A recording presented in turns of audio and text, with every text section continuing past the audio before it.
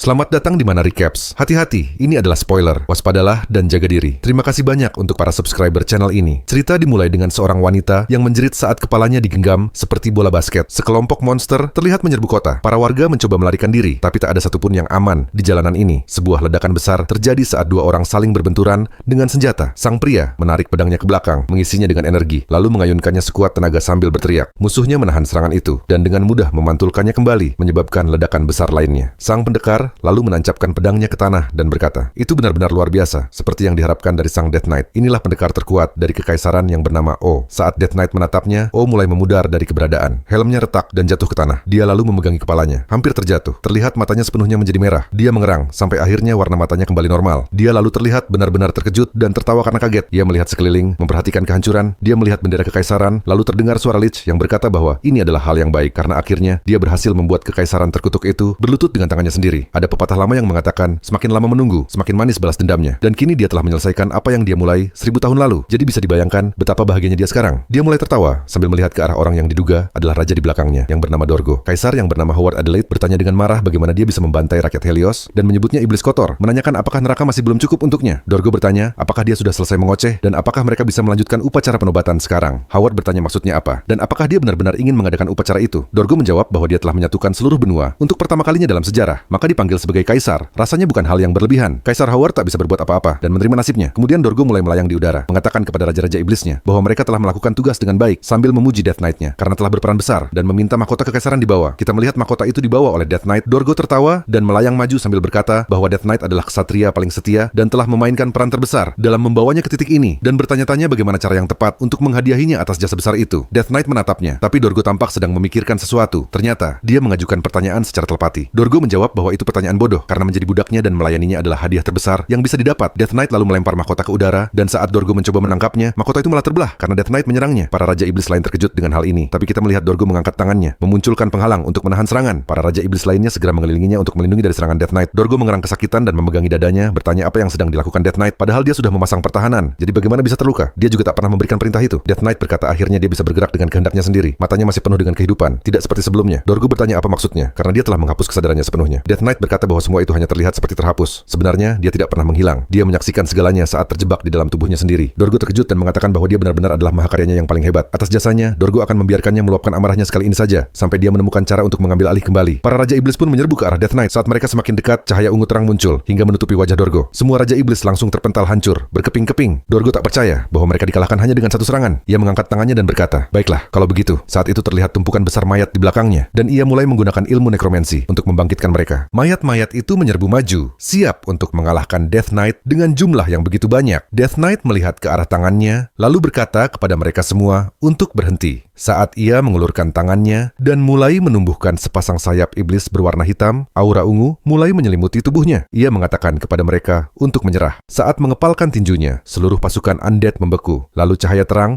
mulai muncul dari tubuh mereka dan meledak menyebarkan aura ungu ke seluruh area di sekitar Dorgo. Dorgo gemetar dan berkata, "Ini tak mungkin." Karena dia telah menciptakan monster yang setara dengan dewa. Ia mengerti bahwa Death Knight sangat marah, dan ia juga akan merasakan hal yang sama. Tapi ia hanya sedang membeli waktu, karena bahkan jika tubuh ini hancur, jiwanya akan pindah ke wadah lain dan mengambil alih Death Knight kembali. Death Knight berkata bahwa selama bertahun-tahun dia terperangkap, dia hanya punya satu hal untuk dilakukan, berpikir, dan yang dia pikirkan hanyalah bagaimana cara membunuh Dorgo. Saat ia mulai membuka kuda-kudanya, aura biru mulai terbentuk di sekelilingnya. Kali ini katanya, untuk membunuhnya, dia menciptakan teknik pedang yang bisa memutus jiwa Raja Iblis sekalipun. Dorgo mengatakan bahwa tidak mungkin ada teknik seperti itu, dan itu terlihat sangat berbahaya. Ia mencoba menghindar, tapi sudah terlambat. Kita melihatnya mencoba teleport ke belakang, tapi itu tak cukup. Death Knight maju dan mengeluarkan serangannya. Serangan itu menembus langsung tubuh Dorgo dan menghempaskan pecahan tubuh ke segala arah. Setelah itu Dorgo melihat ke bawah, tampak sedikit cemas, tapi merasa lega karena dia baik-baik saja. Ia berkata, tentu saja dia akan selamat. Ia menegaskan bahwa tidak mungkin ada teknik seperti itu. Sebelum aura hitam menyembur keluar dari tenggorokannya, dan dia mulai menjerit. Serangan itu bahkan mulai membelah langit karena kekuatannya yang luar biasa. Sebelum akhirnya melesat ke pusaran yang diciptakannya. Mata sang Lich berkedip hebat terakhir kalinya. Sebelum ledakan terjadi tepat di atas kepala mereka, tengkoraknya jatuh ke tanah dan menggelinding tepat di samping kaki Death Knight. Death Knight mengangkat kakinya dan berkata, "Pergilah ke neraka." Lalu menghancurkan tengkorak Dorgo. Howard mulai gemetar, bertanya-tanya apa yang sebenarnya sedang terjadi. Death Knight jatuh berlutut dan menghela napas, berkata bahwa akhirnya semuanya telah berakhir. Tapi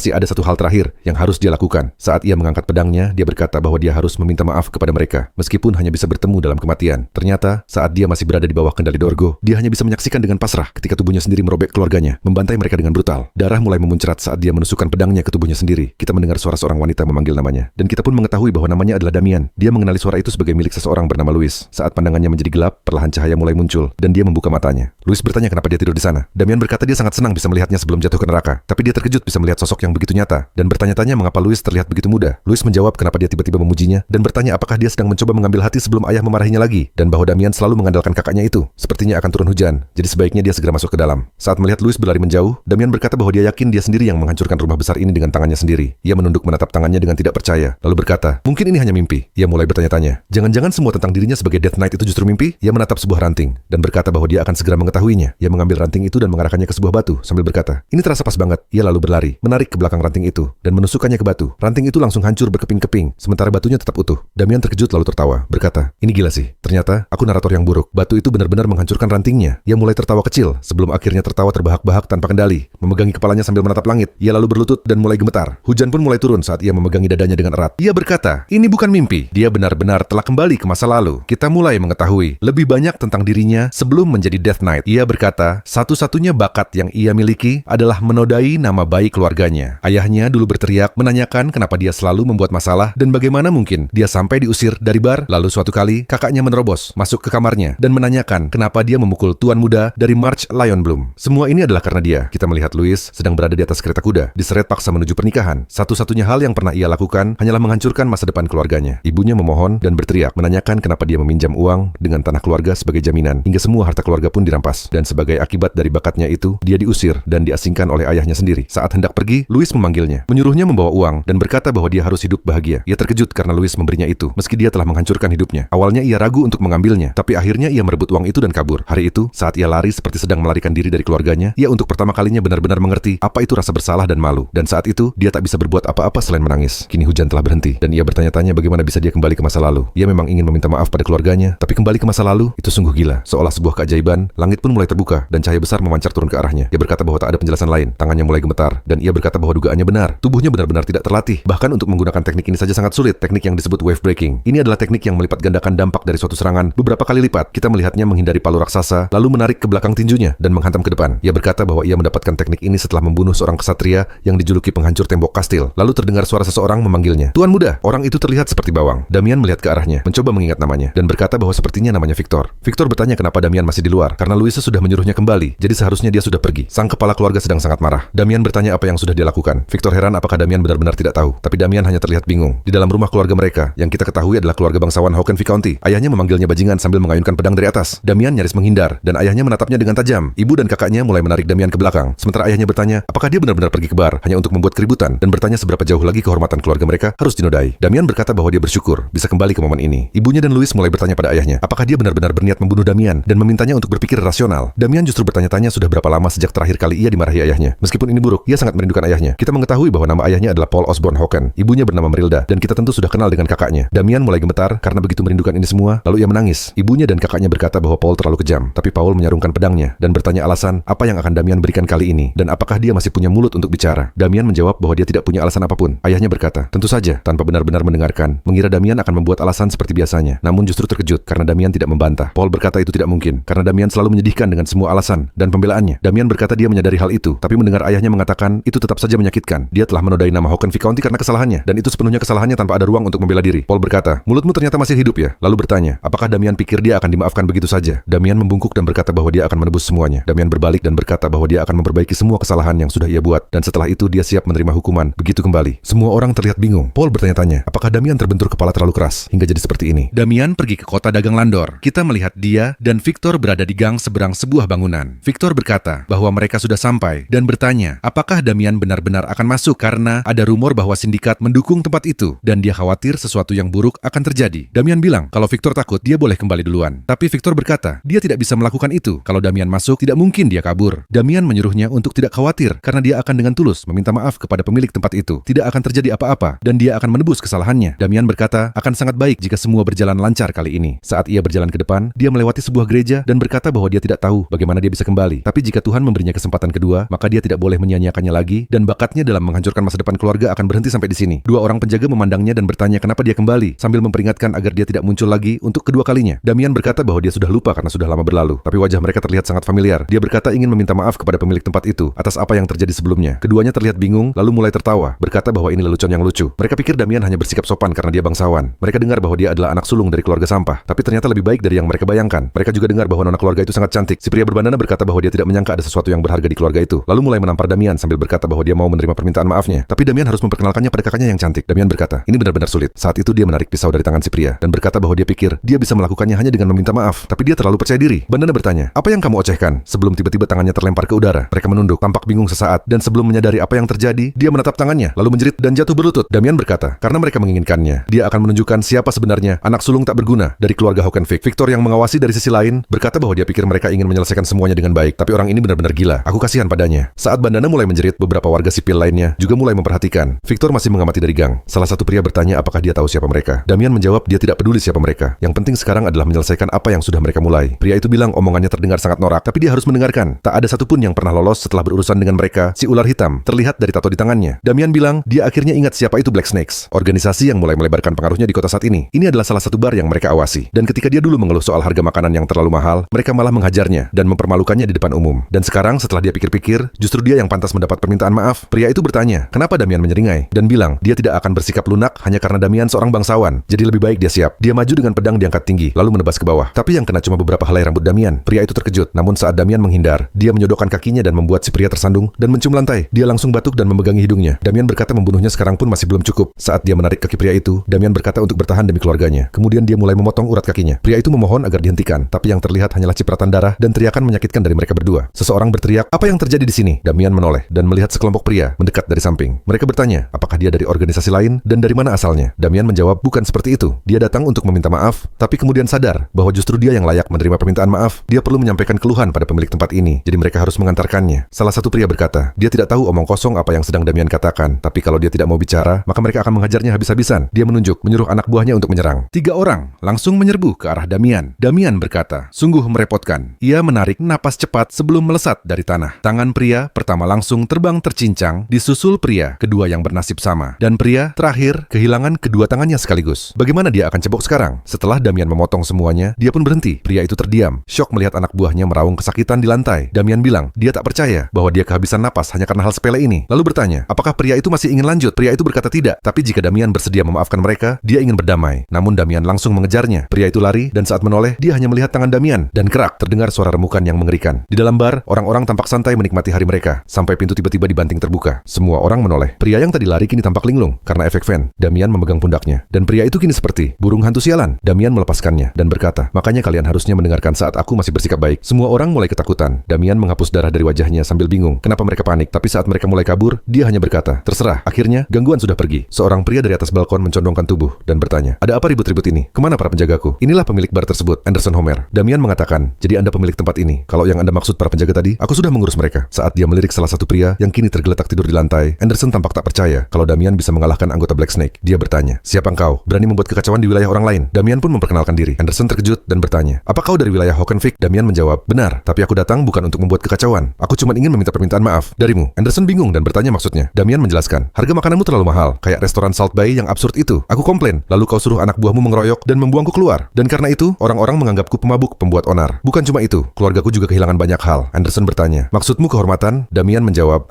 kau sudah terlalu tua untuk ngerti maksudku. Anderson berkata bahwa dari yang dia dengar, keluarga Hockenfick bahkan sudah tak punya kehormatan untuk dipertahankan. Damian sadar bahwa berbicara dengan pria ini percuma. Anderson mengangkat tongkatnya, menunjuk ke arah Damian sambil berkata, kau pikir aku akan minta maaf hanya karena kau bilang begitu? Sudah hentikan dramamu dan bayar ganti rugi karena sudah menghancurkan bangunanku. Damian tertawa dan berkata, tadinya aku bersedia memaafkanmu kalau kau minta maaf, tapi kalau ini pilihanmu, ya sudah. Dia langsung berlari, melompat dari atas meja, terbang di udara. Dia mengangkat pedangnya ke belakang, siap menebas, dan berkata bahwa dia akan membuat Anderson membayar atas semua ucapannya. Tapi tiba-tiba, seseorang melompat dari balkon dan menyerangnya. Damian langsung mengangkat pedangnya untuk menangkis serangan itu. Terdapat energi berwarna biru dari serangan itu. Damian mengenali auranya dan mendarat di tanah. Anderson tertawa puas. Sertet datang tepat waktu. Damian berkata, cukup mengejutkan. Aku tak menyangka seseorang seperti dia bisa dipekerjakan di tempat seperti ini. Ia pun mulai bertanya-tanya, mengapa seorang ksatria ada di bar seperti ini? Saat Ted menatap tajam ke arah Damian, narasi menjelaskan bahwa para ksatria mendedikasikan hidupnya untuk jalan bela diri. Berdasarkan kemampuannya, mereka diberi peringkat. Yang tertinggi adalah Official Knight, lalu Apprentice Knight, dan yang paling dasar Trainee. Ksatria resmi mampu menggunakan aura secara bebas. Mereka bisa menebas gunung dengan satu tebasan kebebasan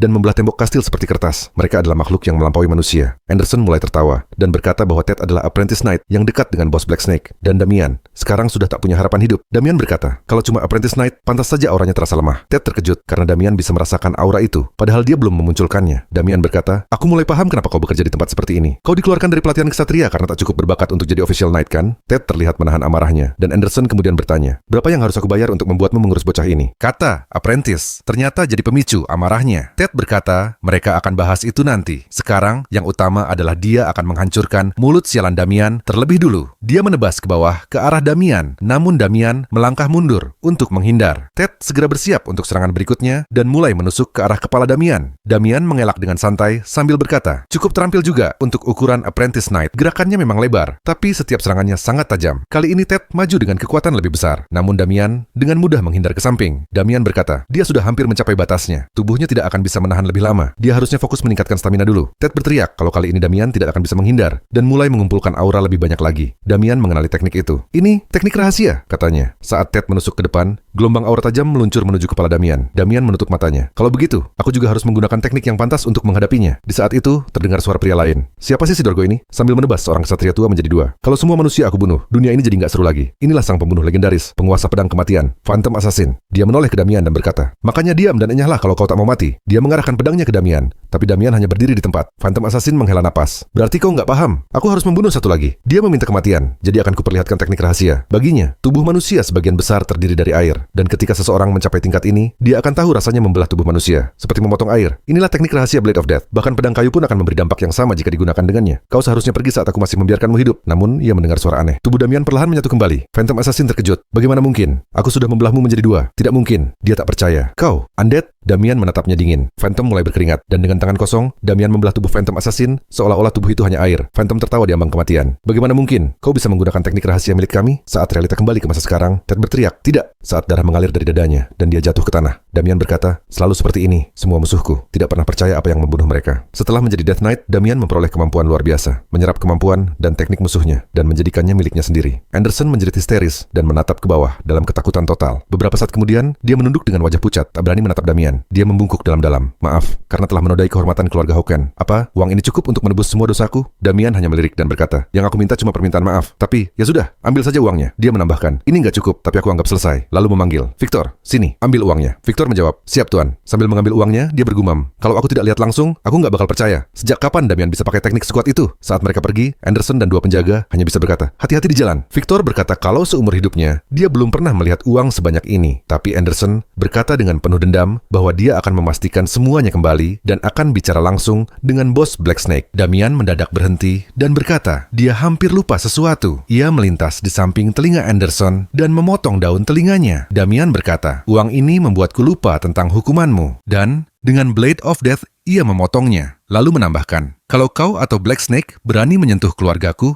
aku takkan biarkan kalian hidup tenang. Anderson menangis kesakitan dan berkata, Damian akan menyesal telah berurusan dengannya. Ia hanya bisa melihat Damian berjalan pergi. Tapi Damian berkata, aku tahu semua ini belum cukup untuk menebus dosa-dosa masa laluku. Tapi di kehidupan baruku ini, aku tak akan mengecewakan keluargaku lagi. Saatnya dia dan Victor pulang. Saat matahari mulai terbenam, kita dibawa ke wilayah Lion Bloom March. Di sana terdengar seorang pria bertanya kepada saudaranya, pernah dengar ungkapan, rasa sakit selalu mengikuti cinta? Saudaranya menatap aneh ke cermin dan bertanya, apa-apaan sih yang kau omongin? Kau mau pergi berperang atau apa? Pria itu membalikkan badan dan berkata, tidak, aku akan mencari cintaku. Benar-benar aneh. Kita kembali ke kediaman keluarga Hawken dan Damian berkata, sudah lama dia tidak tidur senyenyak ini. Victor mengeluh iri. Dia bilang dia bahkan tak bisa tidur karena terlalu khawatir soal kejadian kemarin. Tapi Damian menenangkan. Semua berjalan lancar, walaupun sedikit menyimpang dari tujuan awal. Tapi yang terpenting, sebentar lagi rumor akan menyebar bahwa ada yang coba cari masalah dengan keluarga Hawken dan hancur total. Setelah itu, tak akan ada yang berani meremehkan mereka lagi. Bahkan Citra Si, anak sulung tak berguna, mungkin akan mulai berubah. Victor berkata, aku baru tahu. Ternyata kau cukup sadar diri juga ya. Tapi yang dia khawatirkan sekarang adalah Black Snake. Damian sudah mengacak-acak bukan cuma anggota mereka, tapi juga apprentice knight overnight yang mereka pekerjakan. Damian dengan tenang menjawab, mau seberani apapun mereka, takkan ada yang berani menyentuh keluargaku. Dan kalaupun berani, aku akan menghentikannya. Victor akhirnya berkata, baiklah, tapi dia tetap penasaran. Soalnya dari sudut pandangnya sendiri, teknik pedang Damian bukan hal biasa. Sebenarnya kau belajar dari mana? Damian menjawab, aku latihan dari waktu ke waktu. Lalu tiba-tiba terdengar suara teriakan, Damian! Itu Paul, berlari sekencang mungkin di lorong, sambil mengacungkan senjata cinta khasnya, pedang. Paul berteriak, jangan bilang kau bikin masalah lagi. Damian menenangkan dia, tenang saja, aku sudah selesaikan semuanya. Lalu ia memberi kode ke Victor. Victor menjatuhkan karung uang ke lantai, membuat Paul dan Merilda melongo karena silau oleh kilauannya. Victor juga mengeluarkan surat kepemilikan tanah. Damian berkata dia kembali ke bar tempat dia dulu diusir, dan semua sudah diselesaikan. Ternyata hanya salah hitung. Pemilik bar memberinya semua itu sebagai tanda permintaan maaf. Paul bertanya, ini serius? Aku bisa percaya? Damian menjawab, tentu saja. Merilda menimpali, harusnya memang begitu. Kalau tidak, dari mana dia dapat semua ini? Damian menantang, kalau nggak percaya, tanya saja ke Victor. Dia ada di sana. Lalu ia berkedip ke Victor. Dengan canggung, Victor berkata, iya, benar. Damian bertanya, nah, sekarang kalian percaya, kan? Paul masih terlihat curiga, tapi Merilda sudah mulai terharu. Aku bangga padamu. Sementara itu, Victor dalam hati berkata, dia ini, pembohong yang cukup niat juga ternyata. Beberapa waktu kemudian di luar rumah, Damian terengah-engah saat berlari dan berhenti di bawah pohon. Meski belum bergerak jauh, tubuhnya sudah kelelahan, terasa lamban dan lemah. Masih banyak yang harus ia lakukan, tapi tubuhnya sekarang belum mendukung. Untungnya, dia berhasil mendapatkan sesuatu yang berharga. Kilas balik pun muncul. Damian mengangkat sebuah botol kecil dan bertanya, apa ini? Anderson menjelaskan bahwa itu adalah tonik buatan Akademi Alkimia, dibuat khusus untuk meningkatkan stamina dan energi. Damian mulai mengingat, Akademi Alkimia adalah kelompok yang terkenal karena keahlian mereka dalam meracik tonik. Tonik mereka bahkan dihargai setara dengan batu permata. Damian tersenyum senang. Hoki banget gua, ujarnya. Dia langsung menenggak tonik itu. Tak lama kemudian, matanya membelalak, energi mulai meluap dari dalam tubuhnya. Dia bahkan tak sengaja menghancurkan botolnya. Tonik ini beda banget rasanya. Kalau dia ingin menjadi lebih kuat dengan cepat, dia harus membangun staminanya terlebih dahulu. Damian sadar, sebelum Dorgo membangun pasukan undeadnya beberapa tahun dari sekarang, dia harus mengembalikan kekuatannya seperti di kehidupan sebelumnya. Hanya dengan cara itu dia bisa melindungi kebahagiaan keluarganya. Dia menarik napas panjang dan mulai berlatih dengan tekad penuh. Kali ini Dorgo harus mati sebelum semuanya dimulai. Adegan pun berpindah ke sebuah menara besar di tengah kota, markas besar organisasi Black Snake. Di sana, seorang pria tambun berkata bahwa salah satu anak buah terbaik mereka kini sudah tak berguna lagi. Terlihat Ted terkapar sekarat di lantai. Anak buah lainnya bertanya, apakah mereka harus membantunya? Tapi si gendut yang bernama Cedric Walker, bos Black Snake, dengan dingin menyuruh mereka membuang Ted saja. Kami bisa beli siapapun asal bayarannya cukup, ujarnya enteng. Tapi tiba-tiba Ted bangkit dengan tubuh gemetar. Dia mencengkeram pedangnya dan berteriak muak dengan omong kosong Cedric. Namun tubuhnya mendadak terhenti. Aura ungu muncul dari bawah dan mencengkeram kakinya. Lalu tangannya, pedangnya jatuh. Ted ketakutan bertanya, apa ini? Seorang pria misterius muncul dan bertanya, bolehkan ini jadi target pertamaku? Cedric mengangguk puas. Tentu, tunjukkan apa yang bisa kamu lakukan. Aura itu makin mengerikan. Muncul lingkaran sihir, monster-monster kecil, dan sebuah mata raksasa. Salah satu makhluk mulai meneteskan air liur asam, membakar bahu Ted. Ted menangis, memohon ampun, namun sudah terlambat. Para makhluk itu menerkamnya, mencabik tubuhnya, hingga hanya tersisa satu kaki, jatuh tanpa nyawa di lantai. Cedric berkata jijik, dan sang penyihir bertanya, apakah dia puas? Cedric menjawab, iya, tapi lain kali, tolong buat lebih bersih. Cedric pun memberikan misi selanjutnya. Seorang bangsawan telah menghina organisasi mereka, dan meski tak bisa diserang secara langsung, dia ingin orang itu menderita. Semakin besar kerusakan yang ditimbulkan, makin tinggi bayarannya. Sang penyihir menerima uang muka dan tersenyum. Serahkan saja padaku. Cerita kembali lagi ke Damian, yang sedang terengah-engah sambil gila-gilaan melakukan squat. Dia meletakkan beban sambil berkata, kalau tonik itu benar-benar manjur. Dalam beberapa hari terakhir, kekuatan tubuhnya meningkat drastis. Tapi yang aneh, tidak ada satupun kejadian mencurigakan. Padahal dia yakin, Black Snake pasti sudah mencarinya. Tiba-tiba, Damian mendengar suara dari belakang. Ia berbalik sambil bergumam. Sudah kuduga, Damian merentangkan tangannya ke arah semak-semak sambil berkata, sudah pasti itu bajingan-bajingan Black Snake. Namun saat dia menarik seseorang dari balik semak dan mencekiknya, dia langsung terkejut. Itu adalah saudaranya sendiri, Abel. Abel terjatuh ke tanah sambil memegangi lehernya. Dan dengan napas tersengal dia berkata, sepertinya kau jadi jauh lebih kuat sejak terakhir kali kita bertemu. Aku bahkan pikir kau akan mematahkan leherku barusan. Damian hanya bisa terdiam. Ingatan masa lalunya muncul kembali. Di kehidupan sebelumnya, dia sendiri yang memenggal kepala Abel. Ia ragu untuk bicara, namun cepat-cepat meminta maaf. Aku nggak bermaksud seperti itu. Tapi Abel menggeleng dengan cemas. Aku kesini bukan buat dengar permintaan maaf. Dia lanjut bicara. Ayah bilang kau minta maaf di bar, tapi aku dengar ada perkelahian.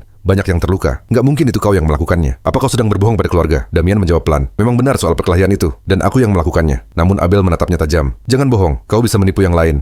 Tapi aku tahu siapa dirimu sebenarnya. Abel berkata dengan nada tajam. Jangan lakukan hal yang bisa mempermalukan keluarga. Kau tahu nggak berapa banyak hal yang sudah kami lakukan buat nutupi kekacauanmu? Damian hanya menepuk kepala adiknya dengan lembut. Kau memang selalu rajin dan selalu menginginkan yang terbaik untuk keluarga. Ia tertawa kecil. Tenang saja, mulai sekarang nggak akan ada lagi masalah. Tiba-tiba, Victor berteriak dari kejauhan. Tuan muda, ini buruk. Tapi dia nggak bisa menyelesaikan kalimatnya. Sampai akhirnya kaki munggil Bak Pao itu berhasil sampai ke mereka. Dengan napas terengah dia bilang, ini benar-benar kabar buruk. Damian dan Abel saling menatap heran. Ada apa lagi ini? Mereka langsung berlari menyusuri lorong, lalu menerjang pintu yang langsung terbuka keras. Wajah Damian langsung berubah jadi murka. Di dalam ruangan, Paul juga tampak marah. Sementara seorang pria yang sebelumnya terlihat di cermin sedang dengan santainya menyesap teh. Ia meletakkan cangkir teh itu dan berkata, akhirnya kau datang juga. Tadi aku sedang menceritakan kejadian di aula perjamuan kemarin pada Tuan Viscount. Maaf datang tiba-tiba. Aku nggak bisa berbuat banyak karena ayahku sudah tahu soal insiden itu. Damian mengepalkan tangan. Dalam hati, ia sudah menduga Astaga, jadi benar, dia udah main-main sama keluarga Lion Bloom. Pria itu adalah Irwin, yang mulai tersenyum dengan ekspresi aneh dan menyeramkan, lalu bertanya, masih ingat apa yang terjadi malam itu? Kilas balik pun muncul. Damian bertanya dengan tatapan dingin, apa yang barusan kau katakan? Irwin menjawab sambil terkekeh, aku nggak bermaksud menyinggung siapa-siapa. Kalau kau tersinggung, aku minta maaf. Tapi Damian tidak terima. Itu bukan cuma menghina aku. Kau telah menghina kehormatan adikku sendiri. Dan sekarang kau bilang nggak melakukan apa-apa?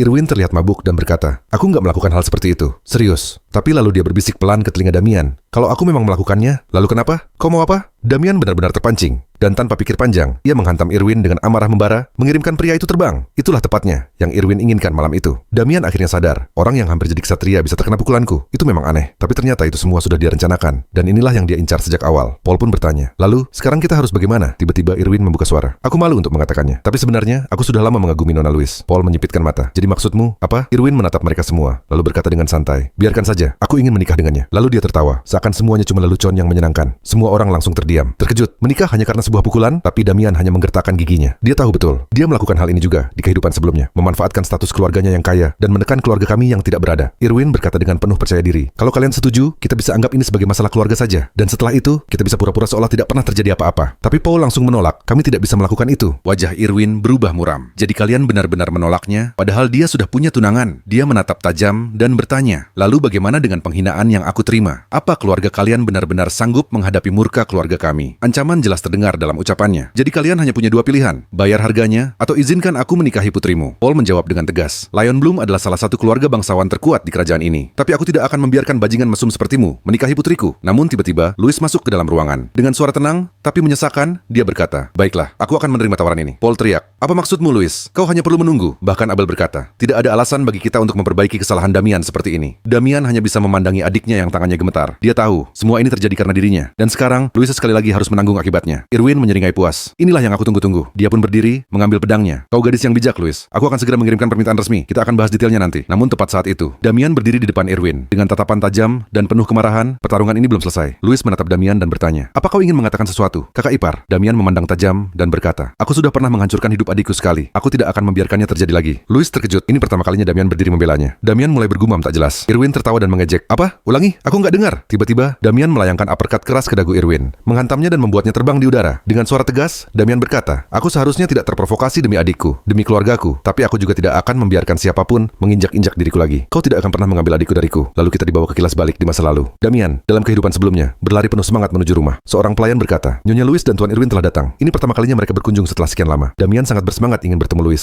Ia membuka pintu sambil berkata, aku kangen banget sama. Namun wajahnya langsung berubah murka. Yang ia lihat adalah Irwin yang sedang menyiksa adiknya sendiri. Louis hanya mengeluh karena kangen rumah. Dan Irwin malah berkata, karena kau berani bilang ingin pulang setelah keluarga membuangmu ke tanganku, maka sekarang aku akan mendidikmu supaya kau tidak akan pernah mengatakannya lagi. Dia melempar Louis ke lantai dan mengenakan sarung tangan, lalu memukulinya habis-habisan seperti monster tak berperasaan. Damian hanya bisa berlutut, wajahnya penuh rasa bersalah. Semua ini terjadi karena dirinya, dan sejak saat itu ia bersumpah tidak akan pernah memaafkan Irwin. Kembali ke masa kini, seluruh keluarga terpana melihat Irwin terkapar di lantai. Beberapa pengawal Irwin berlari masuk. Apa yang terjadi? Suara apa itu tadi? Mereka melihat Irwin tak sadarkan diri. Mereka menghunus pedang, lalu mengarah ke Damian. Apa yang telah kau lakukan? Irwin tertawa pelan, lalu duduk kembali sambil menyeringai. Apa kau benar-benar berani meninju wajahku? 2 kali, ia perlahan mencabut pedangnya. Paul dan Brilda langsung panik. Wajah mereka pucat ketakutan. Irwin menatap Damian tajam dan berkata dengan sinis, sepertinya kau benar-benar ingin mati ya, kakak ipar. Para pengawal keluarga buru-buru berdiri di antara mereka, berusaha mencegah pertumpahan darah. Mereka berkata, Tuan Irwin, tenanglah, kami yang akan mengurusnya. Tapi Irwin hanya menggertakkan gigi dan meneriaki mereka, menyingkir kalian semua. Namun para pengawal tetap pada posisi mereka. Maaf Tuan, untuk bajingan seperti ini, tak sopan seperti Anda menghadapinya. Kami sudah cukup. Irwin mengayunkan tinjunya dan menghantam salah satu pengawal. Tubuhnya mental menghantam dinding hingga retak dan hancur. Aku bilang, menyingkir! Abel membeku, tubuhnya kaku karena takut. Louis pun tak bisa bergerak, wajahnya penuh ketakutan. Irwin mulai melangkah maju perlahan, matanya tak lepas dari Damian. Dengan nada dingin dan penuh ancaman, ia bertanya, sekarang katakan, Damian, bagaimana kau akan menyelesaikan kekacauan ini? Louis sadar, Irwin tidak akan membiarkan Damian pergi begitu saja. Dengan mata berkaca-kaca, ia memohon, tolong, hentikan ini. Tapi Damian hanya mengangkat tangannya pelan, menghentikan Louis. Tak apa, kali ini, aku yang akan menghadapinya. Aku sudah lelah melihatmu terus mengorbankan dirimu untukku. Lalu Damian menantang Irwin untuk duel. Irwin tertegun. Apa maksudmu? Damian menjawab dengan tenang. Kalau aku menang dalam duel pedang ini, kau harus melupakan semua yang terjadi dan pergi dari keluarga kami. Irwin menyeringai. Dan kalau aku menang, Damian menatap tajam. Aku akan melakukan apapun yang kau mau. Irwin tertawa sinis. Kenapa aku harus menerima duel tanpa keuntungan? Lagi pula, Louis sudah menerima lamaranku. Damian membalas dengan tenang. Kau benar-benar pengecut ya? Takut kalah melawan orang sepertiku? Gigi Irwin bergemeletuk. Jangan sok hebat hanya karena berhasil memukulku saat lengah. Tapi baiklah, aku akan pakai duel ini untuk menghancurkanmu. Dan setelah itu,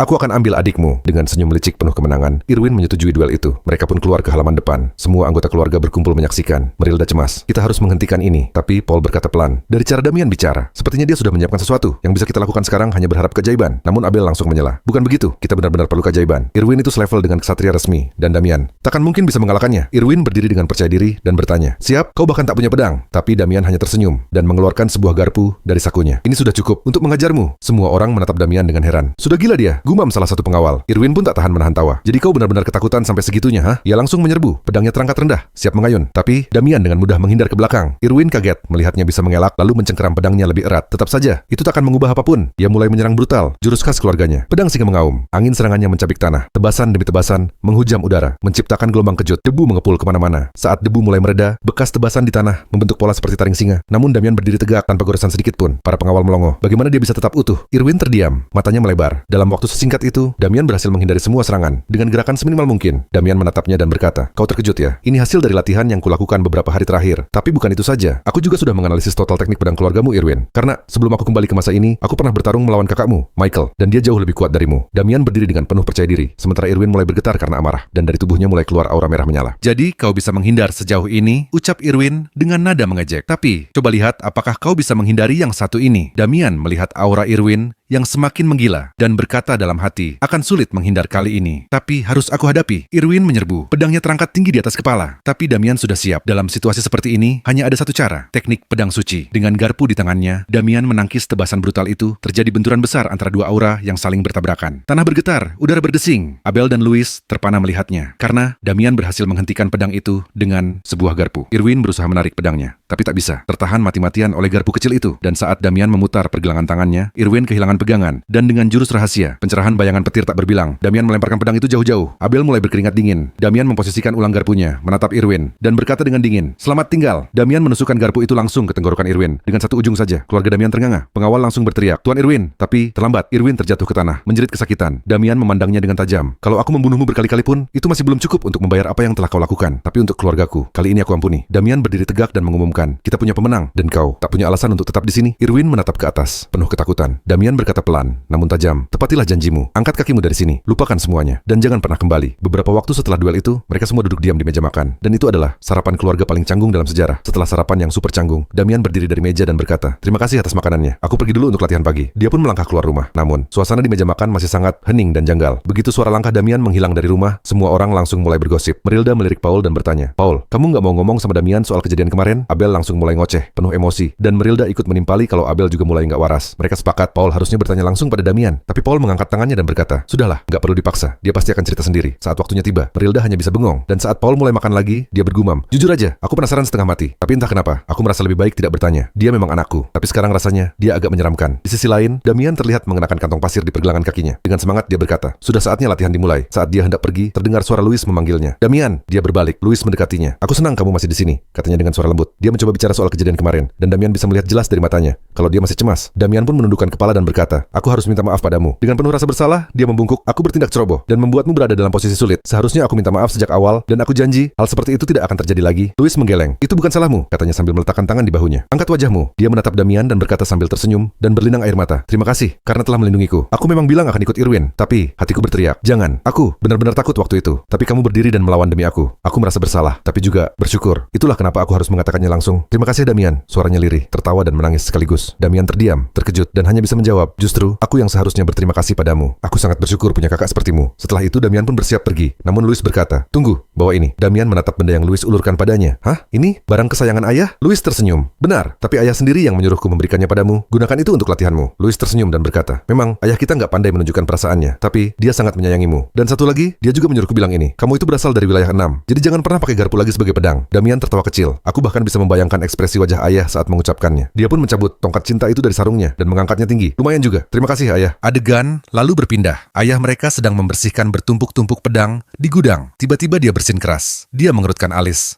Kenapa tiba-tiba aku merasa aneh ya?" Malam pun tiba. Di luar wilayah keluarga mereka, kelompok ular hitam akhirnya bergerak. Beberapa penjaga berjaga di depan gerbang. Satu di antaranya mulai mengantuk berat. Penjaga lain mengomel, "Hei, Jangan nguap terus, nanti ketularan. Namun tanpa mereka sadari, aura sihir mulai membelit kaki sang penjaga. Dan dalam sekejap, tubuhnya tertelan kabut sihir. Temannya yang satu lagi juga dijatuhkan dalam tidur dengan sihir hipnosis. Setelah keduanya tak sadarkan diri, seorang penyusup misterius membuka gerbang. Dengan wajah dingin, ia berjalan masuk. Sudah waktunya menuntaskan kontrak untuk Triple Chin, gumamnya. Ia menyusup ke dalam rumah, membuka pintu satu persatu. Kita melihat Abel tidur pulas. Merilda pun begitu. Dan Paul pun tak menyadari bahaya yang merayap. Hingga akhirnya, ia membuka pintu kamar Louis. Dengan tatapan buas, dia mendekat dan menjilat bibirnya. Dia luar biasa cantik. Aku memang kesini untuk misi, tapi dapat bonus seindah ini. Sayang kalau disia-siakan. Aku nikmati dulu sebelum kubunuh kakaknya. Namun tiba-tiba suara terdengar dari balik pintu. Apa yang kau lakukan di situ? Sang penyusup membeku di tempat. Matanya melebar. Di ambang pintu terlihat Damian bersandar, menatapnya tajam. Aku datang karena merasakan aura aneh, kata Damian dengan dingin. Dan ternyata aku tidak salah. Sang penyihir mulai panik. Sihirku seharusnya membuat semua orang tertidur. Bagaimana mungkin dia masih sadar? Dan aku bahkan tak bisa merasakan keberadaannya sampai dia sedekat ini. Menyadari bahwa Damian bukan orang biasa. Penyusup itu langsung menyalurkan sihirnya. Sebuah serangan sinar energi ditembakkan, mirip dengan yang membunuh Goku di awal Dragon Ball Z. Damian dengan cepat menghindar ke samping. Penyihir itu terkejut dan bertanya, "Siapa sebenarnya kau?" Damian balik bertanya dengan wajah datar. "Itu harusnya pertanyaanku. Ini rumahku." Penyihir itu mulai berpikir keras. "Jangan-jangan kau Damian?" Damian mengangguk lalu menatapnya tajam. "Dan sekarang aku yang bertanya, siapa kau? Dan apa yang tadi kau coba lakukan ke adikku?" Di luar kamar, beberapa penjaga mulai berteriak, "Apa tadi itu?" Suaranya dari kamar nona muda. Penyusup itu mulai panik. Suara ledakan itu membangunkan para pelayan. Akan gawat kalau terlalu banyak orang datang. Tanpa pikir panjang, tubuhnya mulai membaur dengan aura sihir. Dan ia melompat keluar jendela, melarikan diri ke semak-semak. Damian mengejarnya sampai ke jendela. "Hentikan!" Namun ia hanya bisa menyaksikan penyusup itu lenyap dalam bayangan. Dia menatap ke dinding tempat aura itu menghilang dan bergumam, "Tunggu!" Aura ini terasa familiar. Keesokan harinya, para pelayan berbisik panik di istal. Seekor kuda kesayangan keluarga ditemukan mati. "Ini gawat! Bagaimana kita menjelaskan ini ke Tuan Vikon? Dia pasti marah besar." Padahal kudanya baik-baik saja kemarin. Semua bingung dan ketakutan. Damian datang dan berkata pelan, "Aku memang merasa ada firasat buruk." Mereka mencoba menjelaskan, tapi Damian segera menenangkan. "Tenang, aku kesini bukan untuk menyalahkan siapapun. Aku hanya ingin memastikan sesuatu. Aku hanya minta waktu sebentar. Biarkan aku sendiri di sini." Damian mendekat dan meletakkan tangannya pada tubuh kuda itu. Ia bisa merasakan jejak energi yang ia kejar semalam. Jejak itu membawaku ke sini dan tidak diragukan lagi. Ini adalah energi sihir gelap. Dia menyimpulkan, orang itu adalah penyihir kegelapan dan sepertinya keluargaku belum menyadarinya. Tapi tidak perlu membuat mereka khawatir sekarang. Damian lalu menutup matanya, mencoba menelusuri arah pelarian aura itu. Arah pelariannya ke hutan dekat sini. Kita lalu berpindah ke dalam sebuah gua gelap. Di sana, si penyihir tertawa seperti orang gila. Bos ular hitam itu memang tolol. Dia benar-benar mengumpulkan semua bahan yang aku minta. Katanya untuk ritual kutukan. Padahal aku bohong. Dia menatap bahan-bahan aneh di sekelilingnya. Kalau sebanyak ini, eksperimenku nggak akan kekurangan bahan lagi. Dia lalu menghela napas. Ya, aku memang sudah jatuh serendah ini. Menerima misi murahan hanya demi uang jajan. Tapi, karena gereja masih mencariku, aku tak punya pilihan selain bersembunyi dulu. Untuk sementara waktu, Damian melangkah masuk ke dalam gua itu sambil meringis. Tempat ini, baunya menjijikan. Pria di dalam menoleh, tapi Damian malah menyeringai. Inilah sebabnya kenapa orang tua nggak boleh tinggal sendirian terlalu lama. Bukalah jendela sesekali. Seketika, penyihir kegelapan itu mengenalinya. "Damian, dari kemarin, bagaimana kau bisa menemukan tempat ini?" Damian hanya menjawab santai, "Aku cukup mengikuti bau busuk yang kau tinggalkan semalam." Penyihir itu terkejut. "Padahal ku dengar kau cukup nekat melawan kelompok Black Snake. Ternyata kau tidak sebodoh kelihatannya." Damian tersenyum sinis. "Untung aku tetap waspada. Jadi memang benar. Kaulah yang mereka sewa." "Benar," jawab si penyihir. "Mereka menyuruhku menyakiti keluargamu sebanyak mungkin." Damian tertawa meremehkan. "Dasar menyedihkan. Kau ambil pekerjaan kotor macam itu dan sekarang kau akan mati karenanya." Penyihir itu tertawa. "Lucu sekali kau ini. Kalau kutangkap dan kusiksa, mungkin kau bisa jadi peliharaan yang menarik." Tapi Damian menghunus pedangnya. "Itu tak akan terjadi. Aku sudah bersumpah di kehidupan ini tak akan membunuh siapapun kecuali jika benar-benar perlu. Tapi ada satu pengecualian, penyihir kegelapan sepertimu." Kita melihat bayangan Damian dan si penyihir terpantul di mata pedangnya. Sang penyihir terkejut. "Jadi kau tahu aku penyihir kegelapan? Kau bukan bocah biasa rupanya." Dia sadar kalau dia kabur sekarang, dialah yang akan kena masalah. Seketika, lingkaran sihir terbentuk di udara. Sinar energi seperti yang kemarin ditembakkan kembali. "Matilah!" teriaknya. Namun Damian menyelinap di antara tembakan. Pedangnya diseret ke tanah. Lalu dengan satu tebasan cepat ke atas, tubuh sang penyihir terbelah dua. Tapi saat tubuh itu jatuh dan Damian menatap ke langit-langit gua, matanya melebar. Aura ungu muncul kembali, menyatukan tubuh si penyihir seperti sebelumnya. "Ini kemampuan yang sama seperti waktu Dimension," gumam Damian. "Untuk orang yang ambil misi murahan, kekuatanmu cukup mengesankan." Penyihir itu menyeringai. "Serangan seperti itu tidak berguna melawan orang sepertiku." Damian menyiapkan pedangnya lagi. "Kalau begitu, aku akan terus menebasmu sampai tak ada sisa sama sekali." Saat tubuh sang penyihir mulai menyatu lagi, Damian menyerbu ke depan dengan rentetan tusukan cepat. Sang penyihir mulai terdesak. "Tak buruk, pantas saja namamu mulai dikenal. Tapi tetap saja, saat kau masuk ke tempat ini dengan sukarela, sebenarnya kau sudah mati." Dia mulai memanggil makhluk kecil. Gul terbang mengerikan yang dulu membunuh Ted. Mereka terbang berputar di udara, siap menerkam Damian. "Aku sudah menaruh sihir pelindung di seluruh gua ini untuk menghalangi gereja melacakku." Damian mulai terlihat serius. Sepertinya ini benar-benar bahaya. Penyihir itu tertawa keras. "Kau akan menyesal telah berurusan dengan perwira Yulon." Monster-monster itu berputar cepat, menyerbu Damian dari segala arah. "Sekarang, tubuhmu akan membusuk dan mati," teriak si penyihir. Aura gelap mulai menyelimuti Damian, membentuk semacam kepompong kegelapan. Penyihir itu tertawa puas. "Sombong sekali kau, tapi akhirnya kau sendiri yang mengakhiri hidupmu. Dan sepertinya itu sudah cukup untuk memenuhi syarat kontrak." Penyihir itu tersenyum puas. "Sekarang tidak ada lagi yang bisa menggangguku. Saatnya mengejar gadis cantik yang kulihat tadi malam." Namun tiba-tiba, suara Damian terdengar. "Aku cukup terkejut melihat kutukan tipe pembusukan seperti ini." Penyihir itu langsung menoleh. Wajahnya dipenuhi ketakutan. "Bagaimana mungkin kau tidak terpengaruh?" Damian menjawab tanpa gentar, sambil merobek kutukan itu dengan tangan kosong. Sang penyihir tak percaya. Bagaimana bocah ini bisa tahu sebanyak itu soal sihir kegelapan? Damian hanya menyeringai. "Aku tidak akan memberitahumu." Meski tampak tenang, Damian mengakui dalam hati. Dia jelas ketakutan, tapi aku juga. Bagaimana mungkin aku masih punya sisa otoritas ini dalam tubuhku? Ternyata, semuanya berasal berasal dari masa lalunya. Sesuatu yang pernah diberikan Dorgo. Sesuatu yang disebut kekuatan Tuhan. Dalam kilas balik, terlihat Dorgo berdiri di depan vas suci. Sementara Damian berlutut memberi hormat. Aku telah memberimu tubuh terkuat, ucap Dorgo, dan menyatu dengan sihir terkuat. Tapi itu belum cukup. Kau harus menjadi pedang iblis terhebat milikku. Untuk itu, Dorgo memotong tangannya sendiri. Aku akan memberimu kekuatan ini agar kau menjadi senjata pamungkas. Lalu ia mulai menuangkan isi vas itu, dan cahaya dahsyat menyembur ke langit. Dorgo berteriak, terimalah kekuatan ini ke dalam tubuhmu. Tangannya mengepal dan menghantam udara. Energi itu langsung membungkus Damian, menciptakan pusaran energi masif. Tubuhmu adalah wadah yang layak, kata Dorgo. Dan ini adalah kekuatan yang akan meresap ke setiap otot dan sarafmu. Damian berteriak kesakitan, teror, kekuatan. Semuanya menyatu dalam tubuhnya. Energinya begitu terang, sampai-sampai Dorgo sendiri harus memalingkan wajah. Akhirnya, kekuatan itu telah benar-benar diterima. Selama ini, kekuatan itu hanya ada, tapi tidak bisa digunakan. Kini, dalam tubuh Damian yang bisa ia kendalikan, otoritas Tuhan itu menjadi nyata. Damian menatap tangannya. Aura gelap menyala di sekelilingnya. Tak diragukan lagi. Ini adalah otoritas keserakahan. Kekuatan yang kumiliki saat menjadi Death Knight. Dia pikir kekuatan itu telah hilang saat dia mengalami regresi. Tapi nyatanya, kekuatan itu masih ada. Tiba-tiba, serangan sihir lain melesat ke arahnya. Namun Damian dengan mudah menghindarinya sambil berputar di udara. Sang penyihir berteriak, "Jawab aku. Bagaimana kau bisa selamat dari mantraku?" Damian hanya tersenyum santai. Setiap orang pasti punya satu atau dua kartu truf rahasia. Ternyata itu cuma plot armor. Dan bahkan si penulis cerita ini paham betul soal itu. Memang legenda. Damian melanjutkan, "Barusan kau juga menyebut dirimu sebagai perwira Yulon. Aku pernah dengar nama itu. Organisasi yang ahli dalam pembunuhan menggunakan sihir kegelapan. Pantas saja kau cukup terampil. Tapi ada yang terasa aneh. Semakin lama pertarungan ini berlangsung, semakin mencurigakan rasanya." Penyihir itu mulai bergumam soal kartu trufnya sendiri. "Aku tadinya ingin menyimpannya untuk saat melawan gereja, tapi sepertinya sekarang saatnya menggunakannya." Tiba-tiba, gelang di tangannya mulai bersinar. Sinar hijau menyala samar, diikuti aura gelap yang menggelegar. Dari balik punggungnya, tanda-tanda seperti tato hitam mulai muncul, merambat dari tangan menuju wajah, hingga hampir menutupi seluruh tubuhnya. Damian memperhatikan dengan seksama. Itu, sangat banyak mana kegelapan. Gelangnya pasti artefak penyimpan dan penyamar energi itu. Lalu, dari balik tubuh sang penyihir, sebuah iblis raksasa mulai terbentuk. Sang penyihir berseru, "Tak peduli bagaimana kau bisa mengganggu mantraku sebelumnya, kau tak akan bisa menahan kekuatan ini." Dia mengangkat tangan ke depan, "Terbakar dan matilah dalam api neraka." Seketika, api neraka menyembur menuju Damian, melahap area tempatnya berdiri. Ledakan menggelegar, api berkobar membakar segalanya tanpa henti. Penyihir itu tersenyum puas. Itu sudah berakhir. Dia telah diserang oleh api yang akan terus membakar, bahkan setelah kematian. Namun, dari balik kobaran api, suara Damian terdengar. "Sepertinya, kau sangat salah paham tentang satu hal. Otoritas ketamakan tidak membatalkan sihir. Sebaliknya, kekuatan itu malah memperkuatnya." Damian mulai mengendalikan aura yang mengelilinginya, dan berkata dengan tenang, "Faktanya, otoritas ini bisa menyerap semua mana kegelapan sepenuhnya." Sang penyihir terkejut. "Bagaimana mungkin orang sepertimu memiliki kekuatan mengerikan seperti otoritas?" Damian tersenyum dingin. "Itu bukan urusanmu. Anggap saja aku punya peralatan yang lebih bagus darimu." Sambil berkata begitu, Damian mengangkat pedangnya ke belakang, siap menyerang. Namun dalam hatinya, Damian sebenarnya kesal, karena untuk menghadapi musuh di depannya, ia terpaksa menggunakan kekuatan yang ia benci, kekuatan yang diberikan oleh orang yang paling ingin ia bunuh, teknik kesatria kematian. Sang penyihir mulai panik melihat aura pedang yang terpancar. Tidak, itu aura pedang sejati. Hanya bisa dilakukan oleh seorang swordmaster. Dia mulai mundur sambil berteriak, "Tunggu, jangan!" Tapi Damian menguatkan genggamannya pada pedang dan melepaskan serangan itu ke depan. Soul Severing Slash, tebasan pemutus jiwa. Serangan yang sama yang pernah ia gunakan untuk mengalahkan Dorgo di kehidupan sebelumnya. Tebasan itu melesat lurus ke kepala sang penyihir dan mengoyak tubuhnya secara diagonal, merobek ruang dan waktu itu sendiri. Namun yang hancur bukan hanya ruang dan waktu. Seluruh gua mulai runtuh. Batu-batu besar terlempar ke segala arah. Sementara Damian hanya duduk tenang di antara puing-puing seperti petani santai. Bagian gua itu benar-benar ambruk. Kita bisa melihat sang penyihir terkubur di bawah reruntuhan. Damian melangkah pelan dan menatapnya sambil mengarahkan pedang ke lehernya. "Kalau kau mau rasa sakitnya kuperingan, jawab saja satu pertanyaan sebelum kau mati. Di mana markas si ular hitam?" Lalu adegan berpindah kembali ke Landwork, yang cukup aneh karena menara raksasa di tempat itu jelas terlihat. Victor muncul dan bertanya, "Apa yang kau lakukan? Kenapa kau ingin kembali ke Landwork?" Dan yang lebih aneh lagi, apakah itu Necronomicon yang dia bawa? Damian menoleh dan berkata dingin, "Kalau mau ikut, ikut saja diam-diam." Victor memperhatikan wajah Damian. "Wajahmu kelihatan segar, tapi buku yang kau baca itu terlihat mengerikan." Ia penasaran apa yang membuat Damian begitu fokus. Damian menutup bukunya perlahan dan berkata, "Itu grimoire sihir hitam. Baru saja ku dapat setelah membunuh seorang penyihir gelap." Victor tertawa kecil, mengira Damian hanya bercanda. "Ayolah, jelas itu lelucon. Grimoire sihir hitam itu berbahaya dan sangat langka." Namun tiba-tiba ia berhenti dan mencium sesuatu. "Tapi bau apa ini? Dari tadi ada bau busuk yang aneh." Saat itu kereta berhenti. Damian turun dari kereta sambil membawa sebuah karung kain. Ternyata bau itu berasal dari isi karung tersebut. Damian dengan tenang menyerahkannya ke Victor dan berkata, "Aku butuh bantuanmu. Tolong antarkan ini ke tempat yang akan kujelaskan nanti." Victor mengambil karung itu dengan ragu. "Ini apa isinya?" Damian menjawab datar, "Kepala seseorang." Victor mendesah lelah. "Damian, hentikan leluconmu. Aku capek." Tapi begitu ia membuka karungnya, ia melihat pantulan wajahnya sendiri di bola mata si penyihir yang telah dipenggal. Victor menjerit ketakutan dan langsung melemparkannya. Damian dengan cepat menangkapnya lagi, sementara Victor mulai panik total. Damian berkata, "Pelan, tenang, banyak orang melihat kita." Victor memaksa dirinya untuk tenang, lalu memelototi Damian. "Kau harus jelaskan sekarang juga apa yang sebenarnya terjadi." Tapi Damian hanya berkata, "Nanti saja, aku masih ada urusan." Ia menambahkan, "Kau hanya perlu mengantarkan itu ke alamat yang kuberikan. Kalau kau ikuti petunjukku, semuanya akan aman." Sementara Victor mulai kewalahan dan linglung, Damian melangkah pergi menuju markas utama. Ia berdiri di depan pintu besar dan berkomentar, "Gila, markas geng kriminal, tapi berada di tengah kota begini." Seorang penjaga muncul dari balik pintu. "Siapa kamu?" Damian menatap lurus dan memperkenalkan diri. "Namaku Damian. Ini identitas lengkap resmiku." Mereka mulai menertawakan nama belakang Damian. "Nama belakangmu kedengaran seperti nama babi." Mereka heran kenapa Damian menyebutkan nama lengkapnya. Namun tiba-tiba ekspresi mereka berubah. "Tunggu, jadi ini orangnya yang disebut-sebut bos?" Bos, Damian menatap tajam dan berkata, kalau kalian tahu siapa aku, minggir. Aku punya urusan langsung dengan bos kalian. Tanpa bertanya lagi, mereka membuka jalan. Damian agak heran. Serius? Bahkan gak nanya alasan, namun belum sempat ia melangkah jauh. Si botak nomor 1 mengambil pistol dari balik rompinya dan menembakkannya ke udara. Itu sinyal suar. Damian mendongak, matanya menyipit. Mereka menyeringai. Kau pikir kami akan membiarkanmu masuk semudah itu? Damian menatap sekeliling, melihat dirinya mulai dikepung perlahan. Apa yang kalian lakukan? Mereka menjawab, apalagi kalau bukan sambutan spesial dari bos untukmu. Dia tahu cepat atau lambat kau akan datang ke sini. Damian menghela napas dan tersenyum sinis. Kalau begitu, kalian akan menyesal. Tangannya mulai meraih sisi tubuhnya. Adegan pun berganti ke tempat lain. Seorang pria sedang menikmati minuman kerasnya. Terima kasih kepada Cedric. Hari ini luar biasa. Dialah gubernur kota Landwork, Sebastian Baker. Di sampingnya, kesatria kota Landwork, Robert mengangkat cangkirnya. Aku mau 1 gelas lagi. Cedric, sang tuan rumah, tertawa. Merupakan kehormatan bagiku melihat kalian menikmati waktu. Sebastian berkata, aku sangat menikmati hari ini. Cedric menjawab sopan. Aku akan sangat berterima kasih jika kalian datang kapanpun kalian mau. Lalu Sebastian menyatakan tujuannya. Aku ingin organisasi Black Snake menguasai seluruh bisnis lokal. Cedric sedikit terkejut. Seluruh distrik bisa dikendalikan oleh Black Snake? Sebastian mengangguk. Cedric tersenyum senang, tapi bertanya, kalau begitu, bagaimana dengan pihak lain? Bukankah mereka akan protes? Sebastian tersenyum tenang. Dengan kekuasaan yang kumiliki, mereka bisa ditekan dengan mudah. Robert menambahkan, ada sesuatu yang ingin kulakukan juga demi kalian. Namun Cedric menjawab dengan tulus, kau sudah cukup melindungi kota ini. Tidak mudah menjaga keamanan kota besar seperti Landwork. Aku tahu kalian rendah hati, tapi tidak perlu merendahkan diri sebanyak itu. Robert tertawa dan bertanya, serius? Kau benar-benar berpikir begitu? Baik Robert maupun Sebastian berkata, bahwa kalau Cedric butuh sesuatu, mereka akan membantu sebisanya. Cedric tersenyum kecil dan mengangguk, namun dalam hatinya berkata sinis, aku tidak perlu menundukkan kepala kepada sampah. Seperti kalian ini terlalu lama lagi. Begitu aku berhasil menguasai seluruh kota, kalianlah yang akan kembali berlutut di depanku. Narasi ini disertai dengan panel ekspresi licik Cedric yang sangat menjijikan. Tiba-tiba, pintu ruangan dibuka dengan keras. Salah satu anak buah Cedric berteriak memanggilnya. Ada apa? Kita sedang ada tamu, bentak Cedric. Pria itu berkata dengan serius bahwa dia punya sesuatu yang penting untuk disampaikan. Cedric berjalan keluar dengan ekspresi kesal. Apa yang sebegitu pentingnya? Pria itu lalu berbisik di telinganya. Dan tiba-tiba Cedric langsung membelalak, berteriak, Damian, apa yang direncanakan si penyihir hitam itu sekarang? Gumamnya. Untung saja dia sudah memberi instruksi pada anak buahnya terlebih dahulu. Dia pun menyuruh orang itu segera pergi. Pria itu ragu. Tapi, apa tidak berbahaya membiarkannya? Cedric hanya tersenyum tipis. Kenapa harus khawatir? Dia datang sendiri untuk mati. Kembali ke Damian. Kita melihat dia menenggak ramuan demi ramuan seperti orang kecanduan. Setelah menenggak yang terakhir, dia melempar botol ke udara dan menghancurkannya dengan kakinya. Lalu, dia menerjang ke arah kelompok musuh, menebas mereka satu persatu, potongan tubuh berterbangan ke udara, bak serpihan daging di tengah badai. Suara Cedric menggema dalam narasi. Semua akan berjalan sesuai rencana. Dan kalaupun tidak, masih ada orang-orang di kota ini yang berutang budi padaku. Lalu adegan berpindah ke kelompok misterius yang terlihat bergerak langsung menuju menara pusat. Bayangan mereka diselimuti aura gelap. Kalau kamu nonton sampai akhir, tulis komentar agar aku tahu kamu nonton sampai habis. Subscribe untuk video manhwa keren lainnya dan jangan lupa like atau komentar supaya channel ini makin berkembang. Sampai jumpa di video selanjutnya.